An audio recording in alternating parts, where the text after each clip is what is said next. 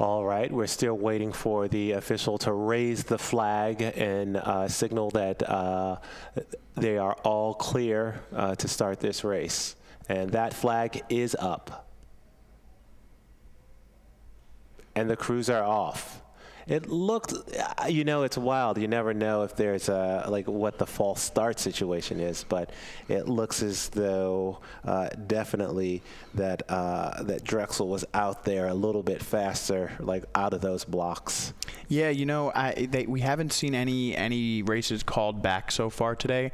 It's a little bit uncommon. You feel like, you know, when you watch these stake boat races, you almost always feel like one of the crews is a little jumpy and tries to get out. But here in this JV8 race, a clean start from all 6 crews. And again, we said in the semifinals that there was not much of a distance between the first place and the 6th place finisher. So look for this to be a tight race as it is at the moment. Yeah, and I really love it when you see those starts where all of the crews come through, you know, the 250-meter mark, and there's, you know, not much daylight between them. You know, it signifies that at least they have that high gear where they can get out there and start the boats going fast. Yeah, so a bit of a lane assignment here for you. In lane 1, and you see them at the bottom of the screen, just passing through there in 6th place at the moment is St. Joe's. Next to them is MIT. In lane 3 is Temple. Lane 4, Drexel. Lane 5 is Colgate, and in lane 6 is LaSalle. And early on in this race, it is the Temple Owls and the MIT Minutemen out in front. Drexel hanging in there in 3rd at the moment. Colgate and LaSalle just slightly off now as we move through the first 500 meters. Yeah, and as these crews race for the Ernie Bear Trophy, you know, there is a lot on the line for, you know, a lot of these crews. You know, you think for MIT and Colgate, they're going to take it away from the Philly crews. For the Philly crews, who's got, you know, bragging rights right there along Kelly Drive. You know, you know, so there's a lot of intricacy in here. But it looks like right now that Temple has maybe a slight lead.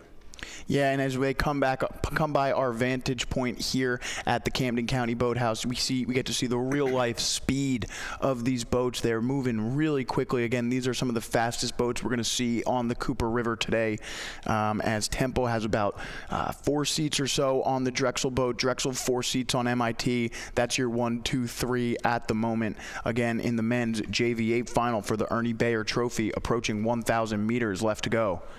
Yeah, and you know, you mentioned your comment about the fashion sense. You know, none of these crews seem to have all the same headwear.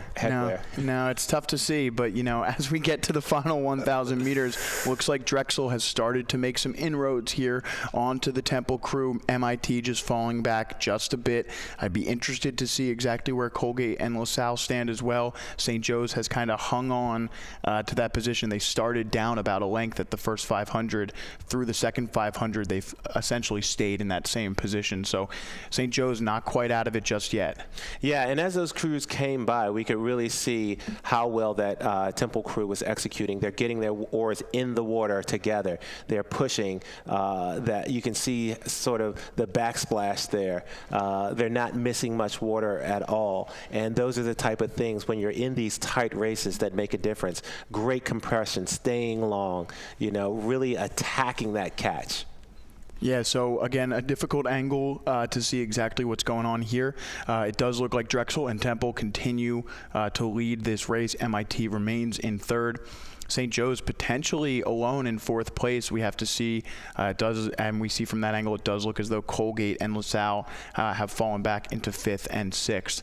So St. Joe's, after starting down in 6th place off the start, has moved up into 4th place by kind of just hanging on to the end of MIT there. Yeah, and that's the great thing. You know, like a lot of times you can look over, you can use a boat as a foil to just keep you in it long enough, and hopefully sometimes that pays off. off and you're able to make a move and get yourself up even one position higher.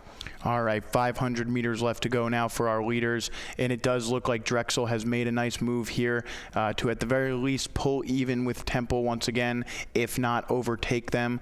Again, you know, under 500, you see those orange buoys on the side there. That's the notice for the coxswains, for the rowers. They're coming into the final stretches here. You'll see these yellow buoys here turn from yellow to red to signify the final 250 meters.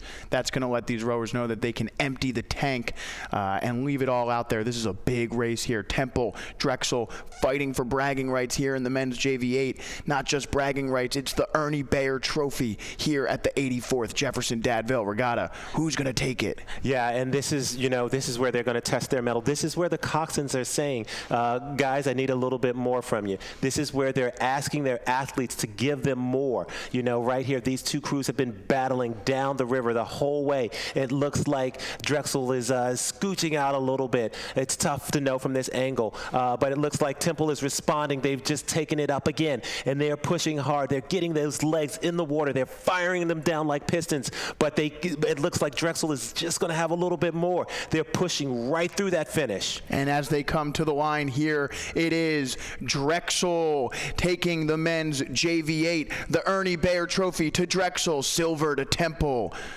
And we'll wait for bronze, and we'll see, and it will be lane 2. MIT takes the bronze. LaSalle with a final push.